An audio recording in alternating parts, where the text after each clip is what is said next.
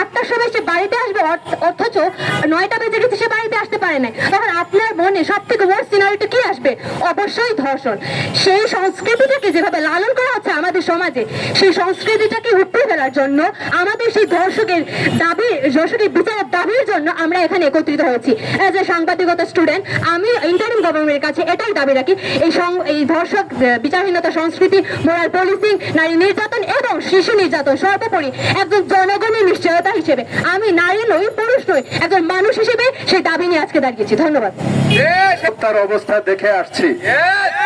আমাদের জীবদ্দশায়, কমপক্ষে আমার জীবদ্দশায়, আমার পরিবারের, আমার আশেপাশের মহলের, আমার বন্ধু বান্ধবদের মধ্যে নারীদের এরকম অনিরাপদ অবস্থায় আমরা কখনো দেখি নাই। আমরা একটা নতুন বাংলাদেশের আশা নিয়ে নিজেদের জীবনগুলোকে আমরা ঝুঁকিতে ফেলেছিলাম, এবং তার কোনো কিছুই আমরা দেখতে পাচ্ছি না বললে মনে হয় ভুল কিছু হবে না। তবে পুরনোকে পরিষ্কার না করে কোনো নতুন আনা সম্ভব না, পুরনো জঞ্জাল পরিষ্কার না করে কোনো নতুন কখনো আনা সম্ভব না। এবং ধর্ষণের সংস্কৃতি, যেটাকে আমরা রেপ কালচার বলি, সেটা আমি মনে করি বাংলাদেশের সর্বশ্রেষ্ঠ জঞ্জাল। এবং যে কোনো সমস্যাকে সমাধান করার প্রথম পদক্ষেপটা হলো সমস্যাটা কি সেটা জানা, একটা অপরাধকে সংজ্ঞায়ন করা। সংবিধানে